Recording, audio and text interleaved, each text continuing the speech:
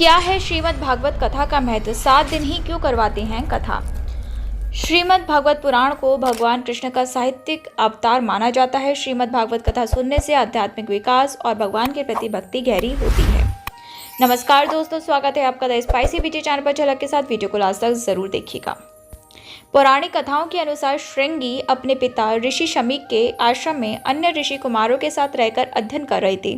एक दिन की बात है कि सब विद्यार्थी जंगल गए हुए थे और आश्रम में शमीक ऋषि समाधि में अकेले बैठे हुए थे। तभी अचानक वहां प्यास से व्याकुल राजा परीक्षित पहुंचे।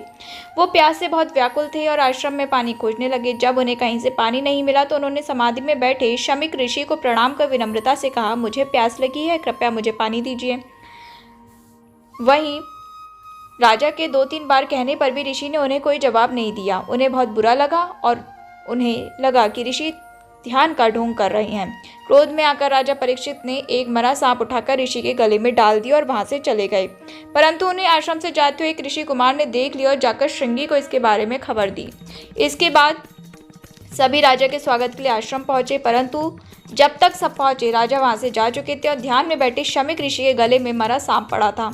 ये देखकर ऋषि श्रृंगी को बहुत क्रोध आया और उन्होंने हाथ में पानी लेकर परीक्षित को श्राप दे दिया कि मेरे पिता का अपमान करने वाला राजा परीक्षित की मृत्यु आज से 7वें दिन नागराज तक्षक के काटने से होगी। इसके बाद ऋषि कुमारों ने ऋषि शमीक के गले से सांप निकाला, जिस समय शमीक की समाधि टूट गई।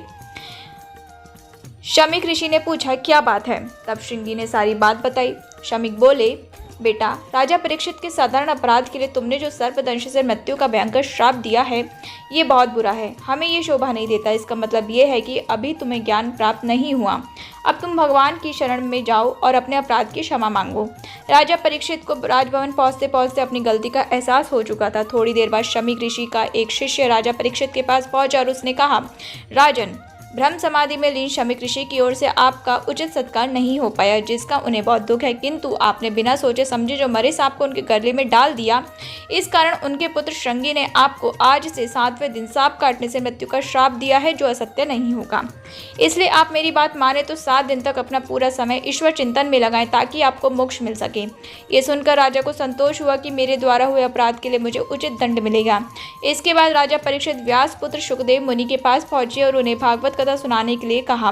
शुकदेव जी ने परीक्षित को 7 दिन भागवत कथा सुनाई। कहा जाता है कि तभी से भगवान कथा सुनने की परंपरा प्रारंभ हुई थी। तो कैसी लगी आपको आज की जानकारी और वीडियो, हमें कमेंट बॉक्स में ज़रूर बताइएगा। और दोस्तों, स्ट्रे एनिमल्स को फीड कराना, उनकी हेल्प करना, पेड़ पौधों को पानी देना बहुत ज़्यादा ज़रूरी है। चिलचिलाती गर्मी पड़ रही है, धूप हो रही है, तो प्लीज़ उनके लिए खाने और पीने की व्यवस्था करें, उनका ध्यान रखें। मिलते हैं हम नेक्स्ट वीडियो में। जय श्री राधे कृष्ण।